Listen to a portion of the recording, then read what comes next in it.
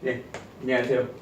오늘은 이차함수의 최대 최소 쪽을 좀 진행을 하겠습니다. 최대 최소에 해당하는 부분인데 일반적으로 나오는 유형들이 좀 많으니까 그거 부호 결정하는 거 하나 먼저 하고 할게요. 일반형에서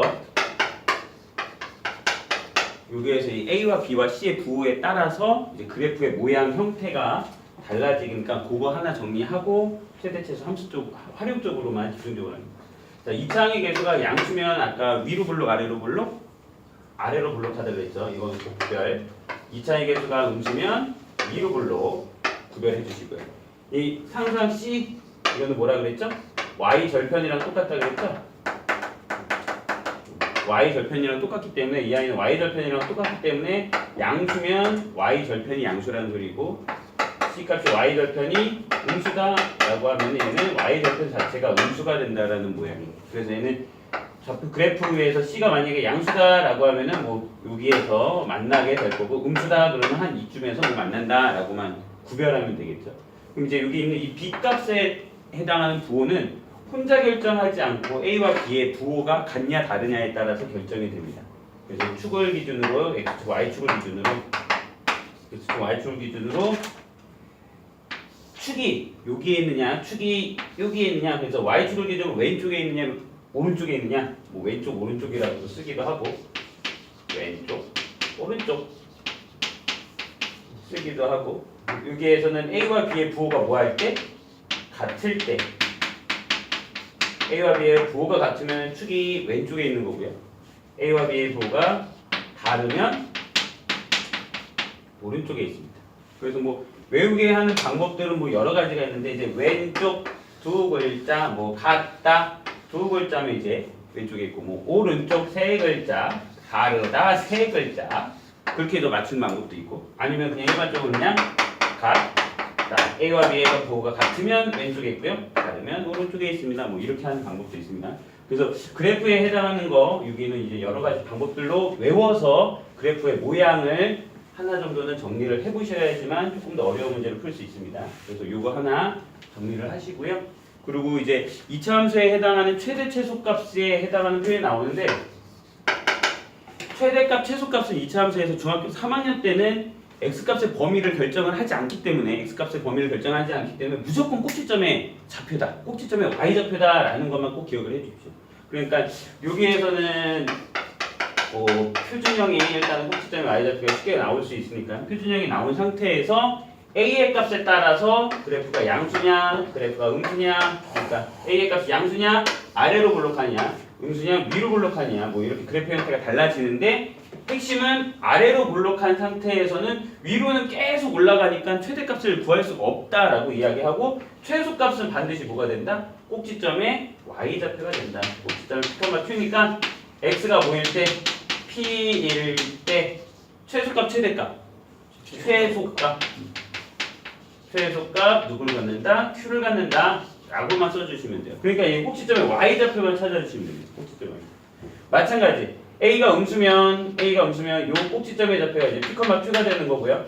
최소값을 구할 수 있어요 없어요? 없어요. 계속 내려가고 있기 때문에 최소값을 구할 수가 없습니다. 그럼 이제 x가 얼마일 때? P일 때 똑같아요. 무슨 값? 최대값 Q를 갖는다 라고만 해주시면 돼요. 그래서 요거까지만 할 수 있다라고 하면은 뭐 별다른 문제가 없고요. 그렇기 때문에 최대값 최소값 문제가 나왔다라고 말이 나오면 무조건 꼭지점에 y좌표겠구나 라는 것만 기억을 해두시고 최소값 문제는 이차항의 개수가 음수일 때 최대값 문제는 최소값 문제는 이차항의 개수가 양수일 때고 최대값 문제는 이차항의 개수가 음수일 때만 나온다 라고만 생각을 해주시면 뭐 큰 문제는 없습니다. 그러면 일반적으로 최대값 최소값 문제에서 가장 어렵다라고 하는 문제가 최대값의 최소값을 구하시오. 뭐 그런 문제 한 번만 보여주죠.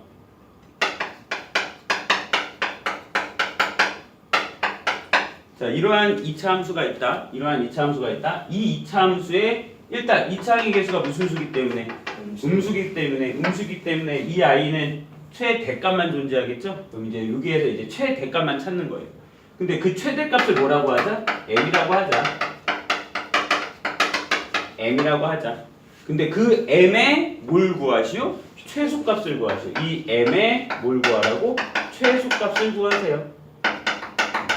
이렇게 이제 이 문제에 해당하는 것만 이제 집중적으로 근데 최대값을 구하려면은 이 이차함수에 뭘 찾아야 된다고요? 꼭지점에 y좌표를 찾는 거고요. 그 꼭지점에 y좌표를 m이라고 두고 그 m의 또 최소값을 구하는 거여서 이차함수에 또 다시 이차함수. 그러니까 표준형을 몇 번만 바꿀 수 있으면 돼요? 두 번만 바꿀 수 있습니다. 표준형 두 번 바꾸기. 근데 여기는 문자가 있는데 여기에서는 일단은 x제곱 x가 이제 문자 취급을 하시면 되고요. 2차항, 1차항. 그래서 똑같습니다. 저는 조금 더 세분화해서 한 3단계로 2차항의 개수로 먼저 묶어주는 거. 1단계 2차항의 개수 묶기. 그 다음에 여기에서는 이제 필요한 건 누구? 2단계 1차항의 개수의 반의 제곱을 더했다가 빼주기. 그렇죠? 1차항의 개수의 반의 제곱. 여기에서 조심하세요. 1차항의 개수는 이게 x가 이제 문자 취급됐으니까 여기까지가 1차항의 개수라는 거. 여기까지가. 그럼 마이너스 2k의 반 마이너스 k 제곱 k 제곱 이렇게. 그러면 k 제곱 마이너스 k 제곱. 1차항의 개수의 반의 제곱을 뭐 했다? 더했다 뺐다. 그렇죠? 그럼 어디까지가 완전 제곱식? 요 세 개가 완전 제곱식. 그럼 y는 마이너스 x 마이너스 k의 제곱이고 분배해서 나가줘야 되는 거까지만 해주시면은 끝납니다. 그래서 항상 이 단계별로 여기에서 뭐 동시에 합쳐서 가는 건 뭐 크게 상관이 없고요. 그러면 이제 최대값에 해당하는 부분의 값이 나왔다. 그게 바로 뭐라고? 꼭지점의 y좌표. 이게 표준형 바꾸는 거. 뭐 x가 k일 때 이놈이 최대값이에요. 그럼 그놈을 이제 누구라고 하는 거야? m이라고 하는 거죠. 그럼 이제 m은 k제곱 플러스 2k예요 라고 두고 근데 이 i에 해당하는 뭘 구하는 것도 최소값을 구해야 돼요. 그럼 얘는 이제 문자가 여기 있던 y가 이제 뭐 m으로 바뀐 거고 여기 있던 x가 뭐로 바뀐 거야? k로 바뀐 것 뿐이에요. 그러니까 여기에서는 이제 k가 이제 1차항, 2차항이 되니까 그럼 똑같이 1단계 1로 묶어주니까 그냥 써줄게. 맞죠? 구할 거고 2단계 1차항의 개수의 반의 제곱을 더했다가 빼주세요. 없죠? 3단계 k 플러스 1의 제곱 마이너스 1. 그러면 바로 요 놈이 바로 이제 뭐가 되는 거야? 최소값이 되는 거야. 그러니까 최대값의 최소값을 구하시오. 반대로 최소값의 최대값을 구하시오라는 문제 유형들을 무조건 표준형을 몇 번? 두 번. 근데 여기에서 맨 처음에 봤을 때는 이제 개수 쪽에 이제 문자가 한 번 있는 상태가 될 거고 그 다음에는 그게 문자가 돼서 이제 개수만 잘 봐주시면 끝납니다.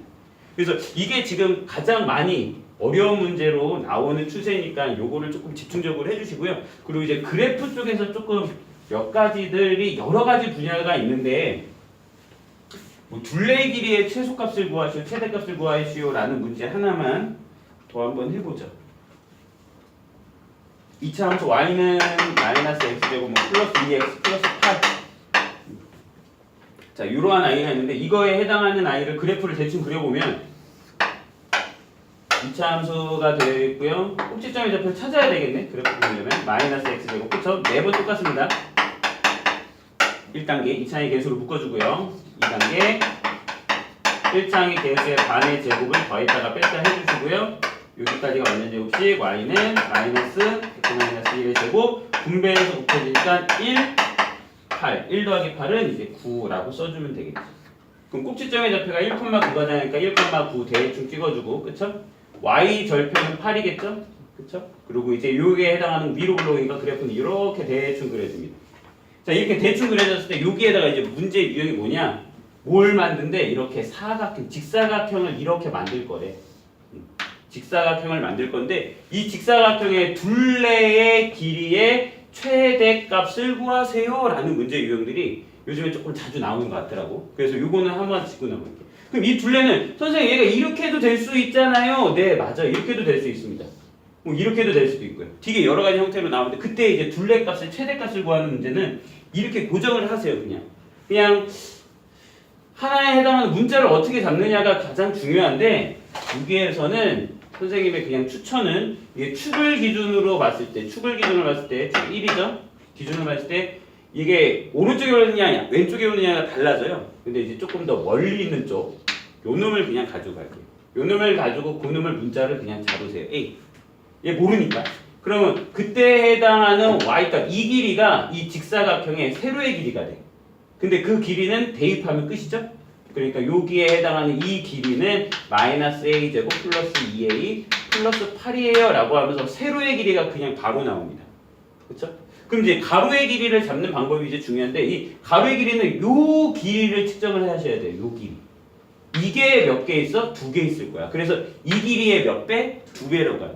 근데 이 길이를 측정을 할 때는 오른쪽에 있는 숫자에서 왼쪽에 있는 숫자를 빼세요.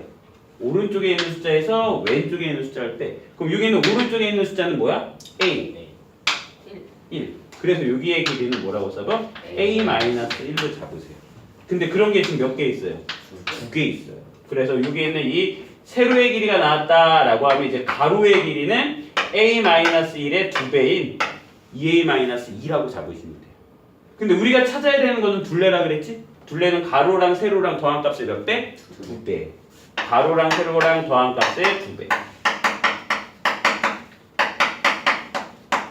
이렇게 가로랑 세로 값의 더한 값의 2배. 근데 이 아이의 뭘 구하라고 지금? 최대값을 구하라고 했어요. 최대값을 구하라고 했기 때문에 이때 이 아이를 분배는 하지 말고요. 분배를 하면 숫자가 괜히 커져서 완전히 바꿀 때 불편하니까 분배하지 말고 이 상태를 계속 유지한 상태에서 동류항끼리 계산을 하고, 그렇죠? 이 상태를 계속 유지한 상태에서 이 안의 값을 완전 제곱식 형태로 바꿔줘서 그때 y 값만 찾아주고 거기에다가 몇 배? 2배 해주는 걸로 끝낼 거예요.